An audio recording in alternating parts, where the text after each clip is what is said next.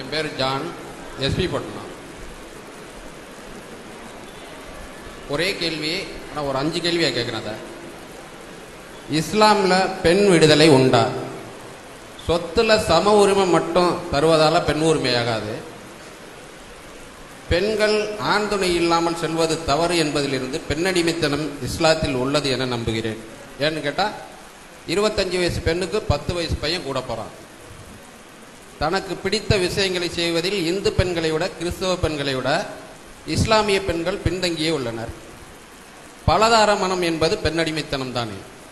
அவருடைய கேள்வி என்னன்னு கேட்டால், இஸ்லாத்தில் பெண்களுக்கு சுதந்திரம் உரிமை இல்லை, அவங்கள அடக்கி வச்சிருக்கிறாங்க, தனியாக போகக்கூடாது என்றெல்லாம் கட்டுப்பாடுகள் வைத்திருக்கிறீங்களா, இது உண்டா? அது மாதிரி ஆண்கள் பல திருமணம் செஞ்சுக்கிறாங்க, அது பெண்ணுக்கு உள்ள ஒரு அடிமைத்தனம் தானே என்று ஒரு அடிப்படையான விஷயத்தை கேட்குறாங்க. இதில் நிறைய விஷயங்கள் நீங்கள் கவனத்தில் கொள்ளணும். முதலாவதாக, இப்போ ஆண்கள் பெண்கள் என்று இருப்பாளர் நம்ம இருக்கிறோம். இந்த இருப்பாளருமே இன்றைக்கு உலகத்தில் நீங்கள் செய்தித்தாள்களை படித்து பார்த்தீங்க என்று சொன்னால், ஆண்களால் பெண்களுக்கு ஏற்படக்கூடிய இடையூறுகள், பெண்களுக்கு ஏற்படக்கூடிய பாலியல் சேட்டைகள் எல்லாம் தினசரி செய்தித்தாள்களில் வந்து கொண்டிருப்பதை பார்க்குறீங்க. எந்த அளவுக்கு ஆகிவிட்டது என்று சொன்னால், இப்போ சென்ற ஒரு வாரத்திற்கு முன்னாடி நம்ம கல்வித்துறையிலிருந்து ஒரு உத்தரவு போட்டிருக்கிறாங்க. என்ன உத்தரவு போடுறாங்கன்னு கேட்டால், பள்ளிக்கூடத்தில் ஆசிரியர்களாக பணியாற்றக்கூடிய பெண்கள், பள்ளிக்கூடத்தில் மாணவர்களுக்கு பாடம் நடத்தக்கூடிய பெண்கள், அவங்க சேலை அணிந்திருக்கிறாங்க இல்லையா, அதுக்கு மேலே ஓவர் கோட்டு போட்டுக்கொள்ள வேண்டும், போட்டு தான் பாடம் நடத்த வேண்டும். அந்த ஓவர் கோட் போடாமல் பாடம் நடத்தும் பொழுது மாணவர்கள் அவங்கள ரொம்ப சில்மிசம் பண்ணுறாங்க, ஒரு மாதிரியாக பார்க்குறாங்க. சின்ன வயசு பையனுக்கு நினச்சிக்கிட்டு இருந்தா கூட அவங்க இன்னைக்கு வயசுக்கு மிஞ்சின வேலைகளை செய்கிறாங்க. அது பாதுகாப்புக்காக என்ன செய்ய வேண்டும் என்றால், ஓவர் கோட்டு போட்டுக்கொண்டு தான் பாடம் நடத்த வேண்டும் என்று சொல்லி இன்றைக்கு பேப்பரில் கூட அது நியூஸாக வந்திருக்குது. இன்னைய பேப்பர் படித்து பார்த்தா கூட சில ஆசிரியர்கள் வரவேற்று சொல்கிறாங்க, நல்லது தான் இது, நாங்கள் போர்டில் எழுத முடிய மாட்டேங்குது, எழுதும் போதெல்லாம் அவங்க பார்வை, மாணவர்கள் பார்வை வேறு பக்கம் போகுது, அதனால இது நல்ல வரவேற்கத்தக்கதான் என்று சொல்லி அந்த ஆசிரியர்களை சொல்லக்கூடிய ஒரு நிலைமை நீங்கள் பார்க்குறோம். அரசாங்கம் இதை ஒத்துக்கிட்டு வருது, அரசாங்கமே இதை ஒத்துக்கிட்டு வருது. அப்போ இதில் என்ன நம்ம பார்க்குறோம் என்றால், இந்த ஆடை விஷயமாக ஆண்களுக்கும் பெண்களுக்கும் வித்தியாசம் வேணும்.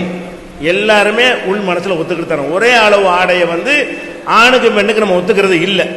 ஒரு விஷயமா எடுத்துக்கிறோம். ஆடை ஒன்று, பலதாரம் ஒன்று, வெளியே போகிறது ஒன்று, ஒன்று ஒன்றா எடுத்துக்கிறோம். ஆடை விஷயத்தை எடுத்துக்கொண்டீர்களே ஆனால், இப்போ நம்ம சுதந்திரம் வேணும்னு கேட்குறாங்கல்ல, அந்த வீட்டில் எடுத்துக்கொண்டா கூட ஒரு ஆம்பளை வீட்டில் சட்டை இல்லாமல் இருப்பான்ல, இருப்பான். பனியன் இல்லாமல் இருப்பான்ல, இருப்பான். ஒரு பெண்ணு அது மாதிரி இருக்க ஒத்துக்கிறோமா? அந்த பெண்ணும் ஒத்துக்கிற மாட்டான். பெண்களுக்கு மத்தியில் பெண்கள் இருக்கும் பொழுது கூட இடுப்புக்கு கீழே மட்டும் ஆடை அணிந்தவர்களாக ஆம்பளை இருக்கிறான்ல, அந்த மாதிரியாக பெண்கள் இருப்பாங்களான்னு இருக்க மாட்டாங்க. இருக்க நம்ம அனுமதிக்கிறது இல்லை, பெண்களும் அதை விரும்புறதும் இல்லை. அதுக்கு என்ன காரணம்? ஆண்களை விட பெண்கள் மறைக்க வேண்டிய பகுதி அதிகம் இருக்கிறது. ஆண்கள் அளவுக்கு பெண்கள் அணிவது போதாது. இது எல்லாருடைய மனசுல இருக்க போய்தான் ஒரு விவசாயத்தில் போய் ஆம்பளை வேலை செய்யறான், ஒரு பெண்ணு நடவு வேலைக்கு போகுது. பெண்ணுடைய ஆடை எப்படி இருக்கு, ஆணுடைய ஆடை எப்படி இருக்கு? ஆணுக்கு மேலே சட்டையே ஒண்ணும் இல்லை, அவன் உட்காந்து மம்மடியை பிடிச்சிட்டு இருக்கிறான். பெண்ணுக்கு அந்த மாதிரியான ஒரு நிலையில் அது களை எடுக்க போகுமானா போகாது. அது யாரும் ஒத்துக்கிற மாட்டேங்கிறோம்.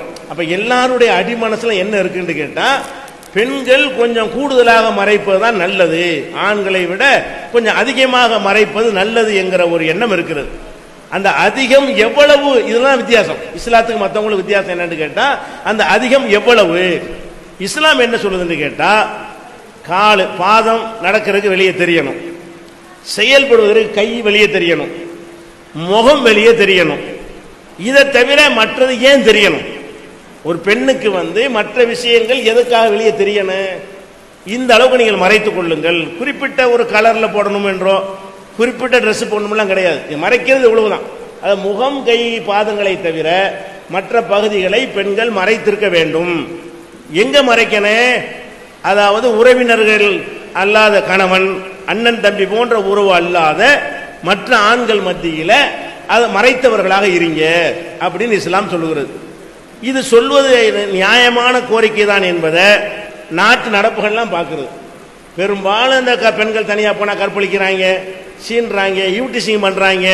இதையெல்லாம் பார்க்கும் பொழுது இதுக்கு என்ன காரணம்னு சொன்னால் அதிகமான காரணமாக இந்த உடை இருக்கிறது. ஈர்க்கக்கூடிய வகையில் அவங்களுடைய ஆடை இருக்கும் பொழுது சும்மா போறவனே சீன்று பார்க்குற அளவுக்கு அது ஏற்படுவதை நம்ம பார்க்குறோம். அப்போ இந்த ஆடைகள் ஒரு கண்ணியமான முறையில் இருக்கு, மேலே அப்படி ஏற்படாது. அதே மாதிரி இதுக்கு ஆதாரம் காட்டுவதாக இருந்தால் மேலை நாட்டிலேருந்து ஒரு 5-6 பெண்கள் வந்து இங்கே வந்து படிக்கிறாங்க. இது வந்து ஒரு ஃப்ரண்ட் லைனில் இந்தியாவுடைய பத்திரிகையில் வந்த ஒரு செய்தி. அந்த 5 பெண்கள் என்ன செய்கிறாங்கன்னு கேட்டால், அந்த படிக்க போகும் பொழுதெல்லாம் ஆண்களால் ரொம்ப தொல்லைக்கு உள்ளாக்கப்படுறாங்க. மேலை நாட்டு பெண்கள், முஸ்லீம் பெண்கள் இல்லை, ஆண்களால் ரொம்ப கேலி பண்ணப்படுறது, இடிக்கிறது, பலவிதமான துன்பங்களுக்கு ஆளாக்கப்படுகிறார்கள். பெரும் நெருக்கடியான கூட்டமாக இருந்தாலும் அவங்க தொல்லைக்கு உட்படுத்தப்படுறாங்க. தனியாக குறைந்த நபர்கள் போகிற சாலையாக இருந்தால் கூட இடிச்சுட்டு ஓடி போயிடுறான், எதையாவது சேட்டை பண்ணிட்டு ஓடி போயிடுறான். அப்போ இவங்க என்ன செய்கிறாங்கன்னா, அந்த 5 பெண்கள் முஸ்லீம்கள் போடுற மாதிரி புர்கா அணிந்து கொண்டு போய் பார்ப்போம், அதுவாவது நம்மளை பாதுகாக்குதா அப்படின்னு சொன்ன பிறகு அப்படி நடந்து போறாங்க. போன பிறகு அவங்க பேட்டி கொடுக்குறாங்க அந்த பத்திரிகையில், இது எங்களை பாதுகாக்குது, நாங்கள் நேற்று வரைக்கும் போகும்போது எங்களை என்ன மாதிரி பார்த்தாங்களோ அப்படி யாரும் பார்க்கல, எங்களை ஒரு கண்ணியமாக பார்க்குறாங்க, அது எங்களுக்கு செக்யூரிட்டி பாதுகாப்பை தருகிறது என்று சொல்லி மேலை நாட்டு கிறிஸ்தவ பெண்கள் இந்த நாட்டில் நாங்கள் இருக்கிற வரைக்கும் இப்படித்தான் உடை அணிந்து நாங்கள் எங்களுடைய வேலைக்கு செல்ல போகிறோம், எங்களுடைய கல்விக்கூடத்துக்கு செல்ல போகிறோம் என்று சொன்னதை ஒரு அந்த படத்தோட என்ன செஞ்சான் அந்த பேப்பர்ல பெரிய ஒரு ஆர்டிக்கலாக செய்தியாக போட்டிருந்த காட்சியை பார்க்கிறோம். அதே மாதிரி நீங்க இன்னும் பார்த்தீர்களேயானால் பெண்களை கண்ணியப்படுத்துவது என்பது என்ன, அவங்கள ஒரு போக பொருளாக கருதக்கூடாது. நம்மள மாதிரியான ஒரு அறிவு படைத்த மனசு உள்ள ஒரு ஜீவனாக அவங்களை பார்க்க வேண்டும். ஆண்களுக்கு இன்பம் தருவதற்காக படைக்கப்பட்ட ஒரு பொருள் மாதிரி அவங்களை பார்க்க கூடாது. ஆனா அப்படிப்பட்ட தன்மை இன்னைக்கு இந்த பெண்களை ஆடை குறைக்க சொல்றாங்க இல்லையா, அவங்களுடைய உள்ளத்துல எல்லாம் இந்த எண்ணம் தான் இருக்குது. நீங்க பார்க்கலாம், ஒரு பள்ளிக்கூடத்தில் ஆண்களுக்கு மாணவர்களுக்கு யூனிஃபார்ம் கொடுக்குறாங்க, பெண்களுக்கும் கொடுக்குறாங்க. ஆண்களுக்கு யூனிஃபார்ம் பார்த்தீங்கன்னா ஃபுல் பேண்ட் போட்டு வர்றான். பொம்பளைக்கு என்னடா யூனிஃபார்ம்னு கேட்டா குட்டை பாவாடை. அட ஆம்பளைக்கு கர்ணகால் வரைக்கும் பேண்டை மாட்டி விடுறீங்க, அதே வயசுல அதே பள்ளிக்கூடத்தில் படிக்கிற பெண்ணுக்கு என்னடா வந்து யூனிஃபார்ம்னு கேட்டா தொடை தெரியக்கூடிய பாவாடை. அப்ப இது என்ன, ஏன் இந்த வித்தியாசம், எதுக்காக வேண்டி? அந்த தொடை தெரியுறதுல முன்னேற்றமா? ஆம்பளை வந்து முட்டுக்கால் வரைக்கும் மறைச்சிட்டு முன்னேறத்தானே செய்யறான். அது மாதிரியாக கூட பெண்களுக்கு போடாம ஆண்களை விட நீங்க குறைச்சி வச்சீங்கன்னு சொன்னா இந்த ஆண்கு மாணவர்கள் படிக்கிறது கிடையாது. இவன் வந்து அந்த மாதிரியான அந்த பெண்களுடைய அந்த அரைகுறை ஆடையை பார்த்து கொண்டே இருக்கிறான். பொம்பளை பிள்ளைய படிச்சு மார்க் வாங்கிட்டு போயிட்டு இருக்குது. இவன் பாடத்தை பார்க்க வேற ஒன்று பார்த்துட்டு இருக்கிறான். அதுக்கெல்லாம் என்ன காரணம்? இந்த அரைகுறை ஆடைகள் தான் காரணமா இருக்கிறது. அப்ப இந்த மாதிரி ஒரு ஆடையை ஆணு வந்து எல்லாத்தையும் மறைக்கிற மாதிரி பெண்கள் மறைச்சா என்ன? இந்த மாதிரி தெரிஞ்சா தான் ஒரு முன்னேற்றமா? நம்ம பெண்கள் ஆடை போடுறோம், முதுகு தெரிய வேண்டிய என்ன அவசியம் இருக்குது? கை தெரியறதுக்கு அவசியம் இருக்கிறது, முகம் தெரிவதற்கு அவசியம் இருக்கிறது, பாதம் நடப்பதற்கு தெரிவதற்கு அவசியம் இருக்கிறது, இல்லைன்னா தடிக்கு விழுந்துருவாங்க. இது அல்லாம இந்த ஒரு 2 இன்ச்சு கூட இல்லை பின்னாடி முதுகுல, மீது உள்ளதெல்லாம் தெரிகிறது. இது வெளியே தெரிவது என்பது ஏன்? இதனுடைய அர்த்தம் என்ன? ஆம்பளை அப்படி போடாம இருக்கும்போது இப்ப சட்டைக்கு ஜன்னல், ஜாக்கெட்டை போட்டு ஜன்னல் வைக்கிறாங்க. அப்ப ஜன்னல் வைக்கிறதுக்கு என்ன அவசியம் என்ன? அப்ப என்னன்னு கேட்டா ஆம்பளை வந்து அங்கதான் மேயிறான்னு நமக்கு தெரிகிறது, அவன் கண்ணு அங்கதான் போகுதுன்னு தெரிகிறது. தெரிந்து கொண்டே அவனுக்கு தீனி போடுற மாதிரியான ஒரு ஆடை நியாயமா? ஆம்பளை இப்படித்தான் இருப்பாங்க போது நம்ம அதுக்கு தகுந்த மாதிரி கண்ணியமா இருந்துக்கிற வேண்டியதானே. இதுதான் இதனால எல்லாம் எந்த ஒரு முன்னேற்றத்தையும் பாதிக்காது. இப்ப நம்ம நாட்டில் வந்து வாஜ்பாய் பிரதமராக இருந்தார், நரசிம்மராவ் பிரதமராக இருந்தார். அவங்கெல்லாம் வந்து தொப்புள் தெரிஞ்ச ஆடை அணிஞ்சாங்க.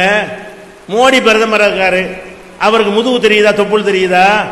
ஜெயலலிதா அம்மா வந்து நடிகையாக இருக்கும்போது பல மாதிரி இருந்தாங்க, முதல்வராக இருக்கும்போது முழுசா மறைச்சிட்டு தானே இருக்கிறாங்க. அது முதல்வராவது தடையா இருந்துச்சா? முஸ்லீம்கள் அணிகிற அளவுக்கு தான் ஜெயலலிதா அவர்கள் ஆடை அணிந்திருக்கிறார்கள். கருணாநிதி அவர்கள் முழுசா தான் தன்னுடைய ஆடை அணிந்திருக்கிறாரு. ஒவ்வொரு அரசியல்வாதிகளும் அப்படித்தான் அணிந்திருக்கிறார்கள். அப்படி அணிந்திருக்கும் பொழுது ஆண்கள் வந்து அந்த பதவியை வகிப்பதற்கு அந்த ஆடை தடையாவா இருந்துச்சு. பெண்கள் மட்டும் இது தடைன்னு நினைக்கிறாங்க. எங்களை தொப்புளை காட்ட விட மாட்டேங்கிறாங்க தடை, எங்களுக்கு முதுவை காட்ட விட மாட்டேங்கிறாங்க, இது எப்படி தடை ஆகுங்கிறேன். அப்ப நீங்க ஆண்களும் பெண்களும் கலந்து வாழக்கூடிய ஒரு உலகத்துல ஆண்களையும் கவனத்தில் கொண்டுதான் பெண்களுடைய ஆடை இருக்கணும். ஏன்னா இவன் வந்து ஒரு வலிமை கூடியவனா இருக்கிறான், தனிமை கிடைத்தால் என்ன வேணாலும் செஞ்சிருவான், கொலை வரைக்கும் போயிடுவான். அப்படிப்பட்ட ஒரு பிறவியாக ஆண் இருக்கும் பொழுது எல்லா நேரமும் ஒரே மாதிரியா இருக்காது. ஒரு நேரம் இல்லாட்டி ஒரு நேரம் ஏதாவது நடந்துருச்சுன்னு வைங்க, அப்புறம் டெல்லி மாணவி மேட்ரு மாதிரி நம்ம கத்துறதுனால ஒரு பயனும் கிடையாது. அப்ப கொய்யோ முறைன்னு கத்துறதுனால எந்த ஒரு நன்மையும் கிடையாது. அதுக்கு தான் இஸ்லாம் என்ன சொல்லுதுன்னு கேட்டா, ஏன் உங்கள் முகம் கைகள் மட்டும் வெளியே தெரிகிற அளவுக்கு பெண்கள் போனா என்ன, அது எந்த வகையில் உங்களுடைய முன்னேற்றத்தை வந்து பாதிக்கும்? அதனால படிப்பு வராதா, அதனால வேலை செய்ய முடியாதா, அதனால எந்த ஒரு முன்னேற்றத்தையும் முதல்வர் பதவி பிரதமர் பதவியெல்லாம் வகிக்க முடியும் என்று சொன்னால் எதுக்காக வேண்டி இந்த ஆடையை குறைக்கணும்? இந்த மாதிரியான ஒரு ஆடை அணிவது அனைவருக்கும் இன்னும் சொல்ல போனால், நம்ம பக்கத்தில் மதுரையில் ஆதீனர் இருக்காரு, அவர் முஸ்லீம் இல்லை, இந்து மதத்தினுடைய ஒரு முக்கியமான ஒரு தலைவர். மதுரை ஆதீனர் என்ன சொன்னாரு, முஸ்லீம் பெண்களை போல என்னைக்கு வந்து இந்து பெண்கள் வந்து புர்கா அணியிறீங்களோ அன்னைக்கு தான் உங்களுக்கு பாதுகாப்பு, எந்த சட்டமும் உங்களை பாதுகாக்காதுங்கிறார். யார் சொல்றா? மதுரை ஆதீனம் சொல்றாரு. அதுக்கு சில பேர் போராட்டம்லாம் பண்ணாங்க, அவருக்கு நான் வாபஸ் வாங்க மாட்டேன்ட்டாரு. நான் சொன்ன கரெக்டு தான், அதான் உண்மை. ஆம்பளை அப்படித்தான் இருக்கிறான், ஆண்கள்ட்ட இருந்து பாதுகாப்பதற்கு பெண்களுக்கு இதை விட்டா வழி கிடையாது அப்படின்னு சொல்லி மதுரை ஆதீனம் சொல்ற அளவுக்கு நிலைமை இருக்குது. அந்த மாதிரி இஸ்லாம் என்ன சொல்லுதுன்னு கேட்டா, தெருவில் போகும் பொழுது தனிமையா போகும் பொழுது பெண்களுடைய வித்தியாசமான ஒரு ஆடை ஆண்களை ஈர்த்து விடுமையானால் அந்த தனிமையில் அவன் வந்து ஏதாவது சில்மிசத்தில் செய்வான், செஞ்சுட்டு என்ன செய்வான், மாட்டிக்கிற கூடாது, உசுரோட விட்டா சாட்சி சொல்லி விடுவான், காலி பண்ணா சேஃப்டி.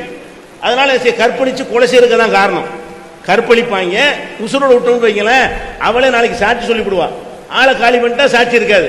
அப்ப கற்பழித்து கொலை செய்யற அளவுக்கு ஒரு பெண்ணுடைய உயிருக்கு அது வேட்டு வைக்கிற அளவுக்கு நடக்குதா இல்லையா நாட்டில்?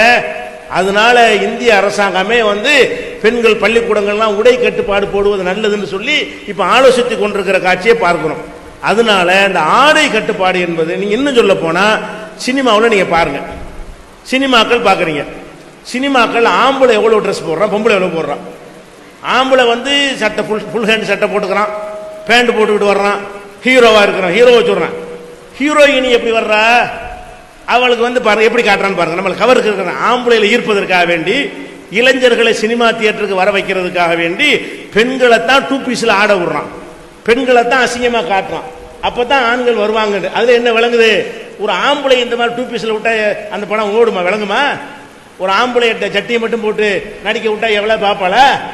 பொம்பளை போக மாட்டான், ஆம்பளையும் போக மாட்டான். பொம்பளை அது மாதிரி விட்டு ஆம்பளை மண்டுது, டிக்கெட் கிடைக்க மாட்டேங்குது. அப்ப அதுல என்ன விளங்குது, இந்த ஆண்கள் இந்த வக்கர புத்தி உள்ளவனா இருக்கிறான், எல்லாரும் இல்லாட்டாலும் சில பேர் இருக்கிறான். அந்த சில பேர் வந்து சில நேரத்தில் என்ன செய்யறான், நல்லவங்க கூட சில நேரத்தில் அப்படி ஆயிடுறான்.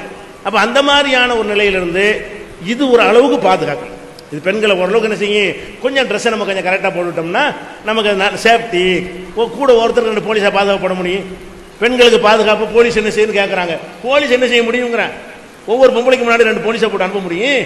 போலீஸுக்கெல்லாம் ஒன்றும் செய்ய முடியாது, போலீஸ் எண்ணிக்கை ரொம்ப கம்மி, பெண்கள் எண்ணிக்கை ஜாஸ்தி. அப்ப அதுக்கு தகுந்தவாறெல்லாம் போலீஸ் எல்லாம் கிடையாது. அப்ப அவரவர்கள் தங்களை தாங்களே பாதுகாத்துக் கொள்வது என்று சொன்னால் ஒரு கண்ணியமான ஆடையாக அணியுங்கள் என்று இஸ்லாம் சொல்கிறது.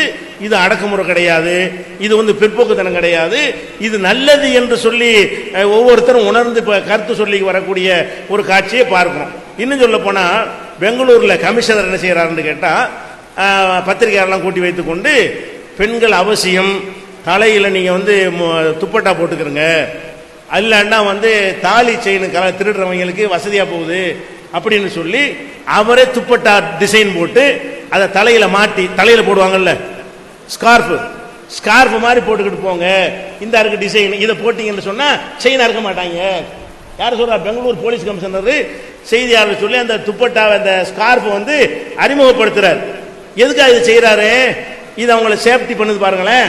கழுத்தில் இப்படி நகையை போட்டு தொங்க விட்டு அறுத்துட்டு ஓடி போயிடுறான், உசுருக்கு ஆபத்தா போயிடுது. இப்படி எல்லாம் நம்ம பார்க்கிறோம். அதே மாதிரி வந்து இது ஒரு விஷயம். அடுத்ததாக வந்து பெண்கள் வெளியே செல்வதற்கு ஒரு ஆண் துணை இல்லாம போகக்கூடாது அப்படின்னு சொல்றீங்களே, சரியான்னு கேட்கிறாங்க. அப்படி பொதுவாக சொல்லப்படவில்லை. 3 நாள் பயண தொலைவுல போவதாக இருந்தால் ஒரு ஆண் துணை வேண்டும் தான் எங்க நபி சொன்னாங்க. எஸ்பி பட்டத்திலிருந்து தொண்டிக்கு வர்றதுக்கெல்லாம் சொல்லல, வழங்குதா? தனியா போகக்கூடாது என்பது எதுக்கு என்று கேட்டால், ஒரு நீண்ட தொலைவுக்கு போவதாக இருந்தால், நீண்ட தொலைவு என்பது நம்மளை தெரிஞ்சவங்களை விட்டு அந்நியப்பட்டு போயிடுவோம், நம்மளுக்கு பாதுகாப்பு யாருமே இருக்க மாட்டாங்க. அப்படியான ஒரு தொலைவுக்கு போகும் பொழுது அந்த பெண்ணை யார் என்ன செஞ்சாலும் கேட்க ஆள் இருக்காது, சத்தம் போட்டால் அவன் வரமாட்டான். அந்த மாதிரியான ஒரு நிலைக்கு போவதாக இருந்தால் அது உரிய கணவன், அண்ணன், தம்பி அந்த மாதிரியான உரிய ஒரு பாதுகாப்போட போங்க. ஒரு ஆணோட போகும் பொழுது கொஞ்சம் யோசிப்பாங்க. நீங்களே பார்க்கலாம், கூட ஒரு கணவனா அண்ணனா தம்பியை கூட்டிட்டு போனோம்னு சொன்னா ஆகா இந்த பெண்ணை கை வைக்க கூடாது. தனியா போனா இதை நம்ம என்ன வேணாலும் செய்யலாம். இந்த எண்ணம் மக்கள் மத்தியில் இருக்குன்னு நீங்க மறக்கவும் முடியாது.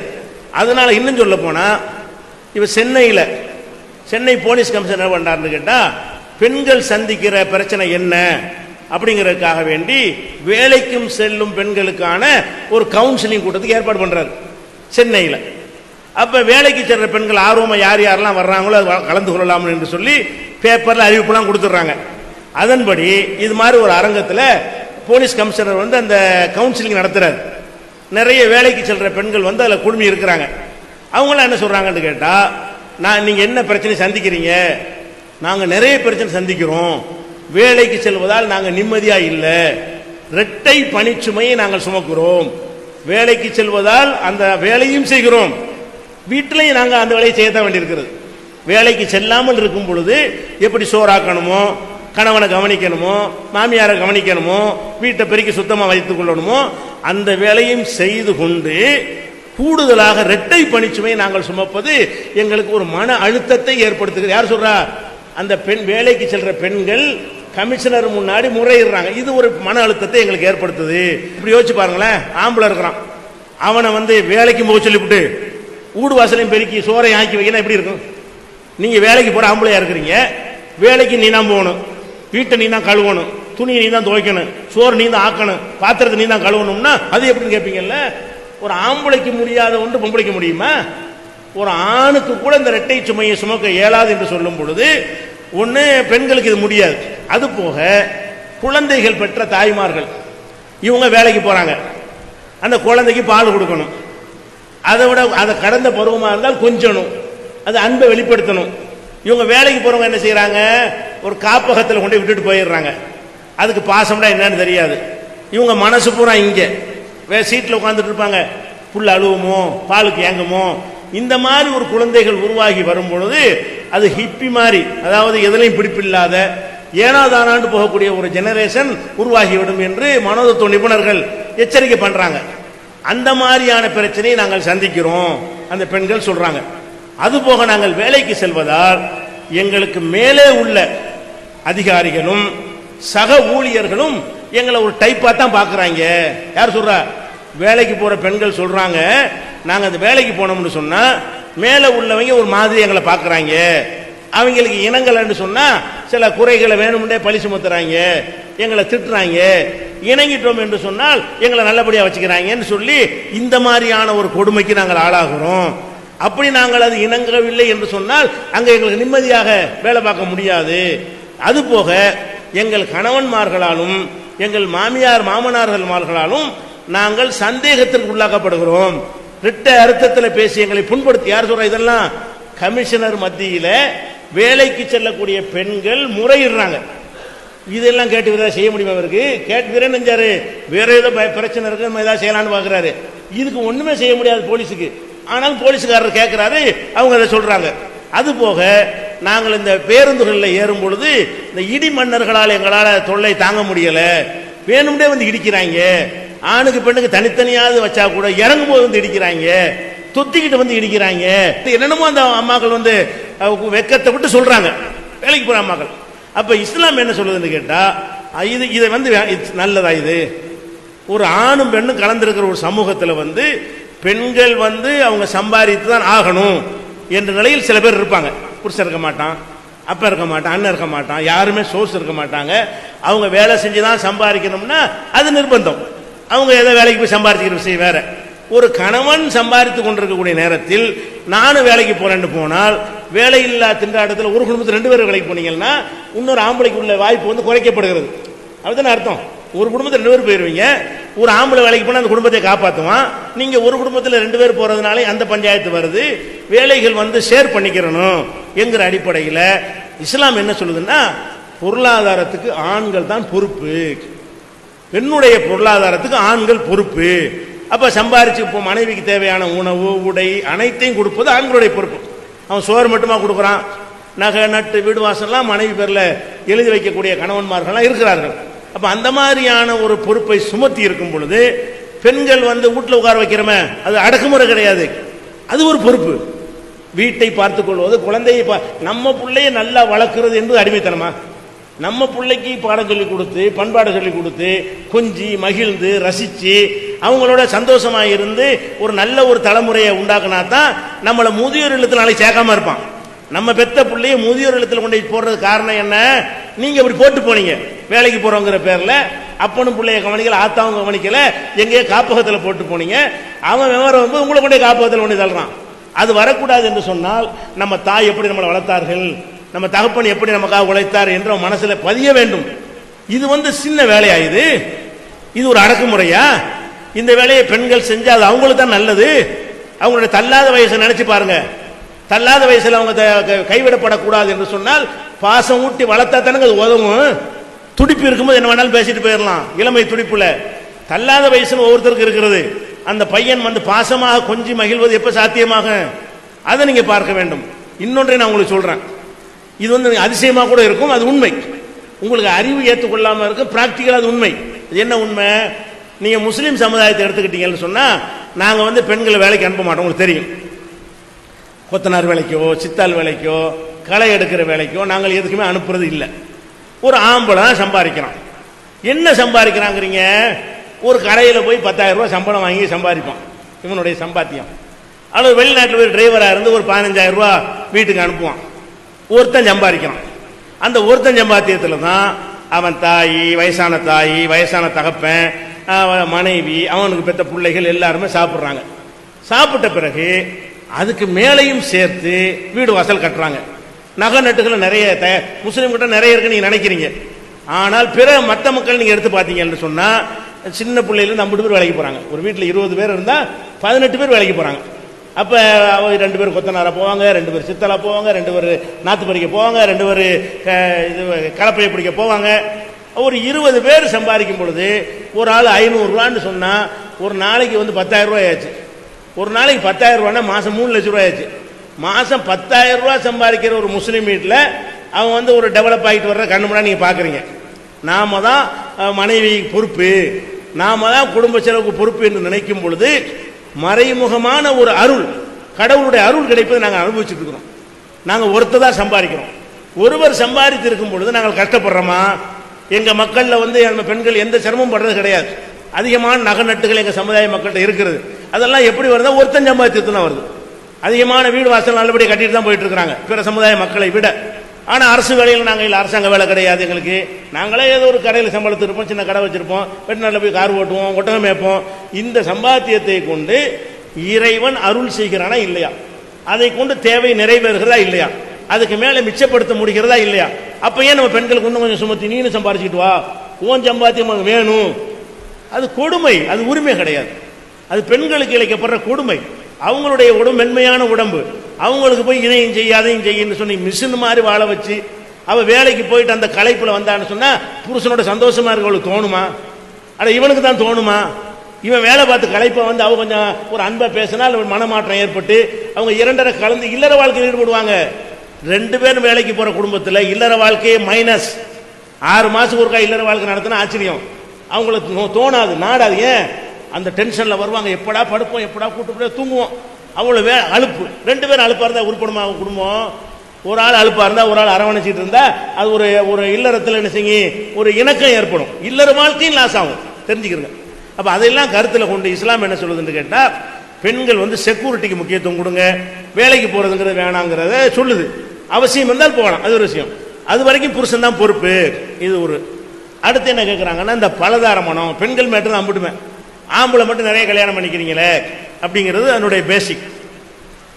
ஒரு ஆம்பளை வந்து மனைவி இருக்கும்போது இன்னொரு பெண்ணை கல்யாணம் பண்ணுனா அவ உரிமை பாதிக்கப்படத்தான் செய்யும். மனைவிக்கு பாதிப்பு தானே அது. மனைவி இருக்கும்போது இன்னொரு பெண்ணை கல்யாணம் பண்ணுனா அந்த மனைவிக்கு பாதிப்பா என்று கேட்டால் நிச்சயமாக பாதிப்பு. அதுல யாருக்கும் எந்த டவுட்டும் கிடையாது, பாதிப்பு தான். அந்த புருஷன் தனக்கு மட்டுமே இருந்தால்தான் அந்த பெண்ணுக்கு பாதிப்பு இல்லாத ஒரு சந்தோஷமான வாழ்க்கை இருக்கும், அதுல யாருக்கும் டவுட் கிடையாது. ஆனால் அந்த இன்னொரு கல்யாணம் பண்றானே அது மட்டும்தான் பாதிக்குமா? இல்ல, கல்யாணமே பண்ணல, வப்பாட்டி வச்சுக்கிட்டான், இது பாதிக்குமா பாதிக்காதா? ஒரு பொண்ணை பொண்டாட்டியை வச்சுக்கிட்டான், ஒரு 2 பேரும் ஒப்பாட்டியை வச்சுக்கிட்டான், அவளை மனைவின்னு ரெக்கார்டு பண்ணல, இப்ப பாதிக்குமா இல்லையா? அவளுடைய வாழ்க்கை பாதிக்கும். ஆனால் பலதார மனம் கூடாதுன்னு சொல்லக்கூடிய ஒரு நாட்டில் வப்பாட்டி வச்சுக்கிற கூடாதுன்னு சட்டம் கிடையாது. நம்ம நாட்டில் வந்து ஒரு ஒரு முஸ்லீம் அல்லாத ஒருத்தர் 2வது கல்யாணம் பண்ணா கேஸ் போட்டுருவாங்க. முஸ்லீம் அல்லாத ஒருத்தர் வந்து மனைவி இருக்கும் பொழுது 10 வப்பாட்டி வச்சுட்டா கேஸ் போட முடியாது. அப்ப வப்பாட்டி வச்சுக்கிறதுக்கு அனுமதி உண்டு. அது நம்ம நாட்டில் சட்டப்படி குற்றம் கிடையாது. வப்பாட்டி கல்யாணம் பண்ணிட்டாருன்னு கேட்பாங்க. அப்ப கல்யாணம் பண்ணிட்டது குற்றம் மாதிரியும் வப்பாட்டி வைத்துக் கொள்வது குற்றம் இல்லைங்கிற மாதிரி சொல்றாங்களே. இப்படி இருந்தால் அது பாதிக்குமா பாதிக்காத? அந்த மனைவிய முதல் மனைவியை பாதிக்கும். வப்பாட்டியை விட்டுருங்க. ஒரு ஒரு ஆம்பளை என்ன செய்யறான், ஊரூரா போய் விபச்சாரம் பண்றான். அது விபச்சாரத்துக்குன்னு ஒதுக்கின பகுதிகள் ரெட் லைட் ஏரியாக்கள் இருக்கும் சில பகுதிகளில், சிவப்பு விளக்கு பகுதிகள், அங்க போய் டெய்லி போய் விபச்சாரம் பண்ணிட்டு வர்றான். இது பெண்களை பாதிக்குமா பாதிக்காதா? விபச்சாரம் பண்ணிட்டு வந்தான்னு சொன்னா கட்டின மனைவிக்கு துரோகம் தானது, மனைவியை பாதிக்குமா இல்லையா? அப்படின்னு நினைத்து என்ன சட்டம் போட்டிருக்கனே, விபச்சார விடுதிகளை இழுத்து மூடணுமா இல்லையா? இந்த நாட்டில் விபச்சார விடுதி உண்டா இல்லையா? பம்பாயில உண்டா இல்லையா? கல்கத்தால உண்டா, டெல்லியில உண்டா இல்லையா? இருக்கு. அப்ப விபச்சார விடுதியில வந்து தொழிலா பண்ணுவதுதான் நம்ம நாட்டில் வந்து தடையே தவிர, விரும்பி ஒரு ஆண் ஒரு பெண்ணோட போய் ஒரு நாளைக்கு ஒரு பொம்பளை போயிட்டு வந்தான்னு சொன்னா அது குற்றமான குற்றம் கிடையாது. அப்ப என்ன நம்ம பார்க்கிறோம் என்று கேட்டால், முஸ்லீம்கள் திருமணத்தின் மூலமாக ஒன்றுக்கு மேற்பட்டவர்களை திருமணம் செய்ய அனுமதி இருக்கிறது. முஸ்லீம் அல்லாதவர்கள் வந்து திருமணம் என்கிற பெயரை மட்டும் தவிர்த்து கொண்டு அவங்களும் எத்தனை பெண்களோட வாழலாம் அப்படிதான் சட்டம் இருக்கிறது. முஸ்லீமுக்கு மட்டும் உள்ள சட்டமாக இது இல்லை. முஸ்லீம் அல்லாதவர்கள் அப்படி செய்து கொண்டிருக்கிறார்கள். சில பெண்கள் வந்து என்னுடைய கணவர் நான் இருக்கும்போது வேற ஒரு ஆளை கல்யாணம் பண்ணி விட்டாரு, அந்த பெண்ணோட வாழ்ந்து கொண்டிருக்கிறார் கேஸ் போடுறாங்க. சுப்ரீம் கோர்ட்ல, உயர் நீதிமன்றத்தில் போடுறாங்க. நீதிமன்றங்கள்லாம் என்ன தீர்ப்பளிக்கிறது? அது ஒன்றும் இல்லை, கல்யாணம் பண்ணல இல்லம்மா, கல்யாணம் பண்ணாதமா குற்றம், கல்யாணம் பண்ணாம வாழ்க்கை நடத்தினா குற்றமா அது அப்படின்னு சொல்லி வழக்கின தீர்ப்புகள் உச்ச நீதிமன்றத்தில் பலதார மனம் என்கிற ஒரு புஸ்தகமே போட்டிருக்கிறோம். அதுக்கு என்ன மாதிரி எல்லாம் தீர்ப்பு கொடுத்துருக்காங்க என்று சொல்லி அதை நம்ம பார்க்கிறோம். அதே மாதிரி நம்ம நாட்டில் வந்து தேசிய மகளிர் கமிஷன், இந்தியாவில் வந்து பெண்களுக்குன்னு ஒரு கமிஷன் இருக்குது. அரசாங்கத்தினுடைய ஒரு அங்கீகாரம் பெற்ற சில அதிகாரங்கள் வழங்கப்பட்ட ஒரு கமிஷன். அந்த கமிஷன் வந்து என்னன்னா, நாட்டில் பெண்களுக்கு ஏதாவது பிரச்சனைனா தலையிட்டு நீதி வழங்குவாங்க. சென்ட்ரல் கவர்மெண்ட்ல இருந்து நியமிக்கப்பட்டது. மாநில அளவுலையும் அந்த கமிஷன் செயல்பட்டு கொண்டிருக்கிறது. அந்த கமிஷன் வந்து டெல்லியில ஒரு பரிந்துரை கொடுக்குறாங்க அரசாங்கத்துக்கு. என்ன பரிந்துரை என்றால், சின்ன வீடு இருக்காங்கல்ல, செட்டப், அவங்களுக்கு மனைவிக்கு உள்ள உரிமை கொடுக்க வேண்டும். இதுக்கு என்ன அர்த்தம்? அதாவது 2ஆம் திருமணம் கூடாதுன்னு சொல்றீங்க, சரி. இந்த மகளிர் அணி என்ன சொல்றாங்கன்னு கேட்டா, நீங்க சின்ன வீடு வச்சுக்கிறான்ல, செத்து போன பிறகு அவன் சொத்துல அவளுக்கு உரிமை கொடுக்க வேண்டும், அவனுடைய பென்ஷனை 2 பேரும் பிரிச்சு கொடுக்க வேண்டும் அப்படின்னு யாரு அறிக்கை கொடுக்கிறா? தேசிய மகளிர் கமிஷன் அறிக்கை கொடுக்குறாங்க. அப்ப அதுக்கு என்ன அர்த்தம் என்று கேட்டால், இருவரும் மனைவிதான், இருவரையும் மனைவி ஆக்குங்க அப்படின்னு. இப்ப என்ன இது சொல்ல வர்றேன்னு கேட்டா, ஆண்கள் வந்து சில ஆண்கள், சில அனைவரும் அல்ல, சில மனைவியோட வாழும் பொழுது மற்ற பெண்களோடு வாழக்கூடியவர்களா இருக்கிறார்கள். அதை சட்டம் போட்டு தடுக்க முடியவில்லை. அப்படி நிலை வரும்பொழுது இஸ்லாம் என்ன சொல்லுதுன்னா, அப்படி வாழ்றதா இருந்தா கல்யாணம் பண்ணி நீ வாழணும். சும்மா ஏமாத்தி அவளை ஏமாத்தி வாழக்கூடாது. எல்லாரும் தான் வாழ்றாங்க. நான் அரசியல் நினைத்துக் கொள்ளக்கூடாது என்பதற்கு சில உதாரணங்களை கூட நான் உங்களுக்கு சொல்கிறேன். என்ன உதாரணம்? இப்ப நம்ம திமுகவுடைய தலைவர் இருக்கிறார்.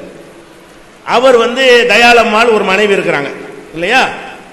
அவங்களுக்கு பிறந்த ஆளு ஸ்டாலின், அதெல்லாம் உங்களுக்கு தெரியும். இன்னொரு மனைவியே ராஜாத்தி இருக்கிறாங்க. 2 பேரும் உசுரோட இருக்கிறாங்க.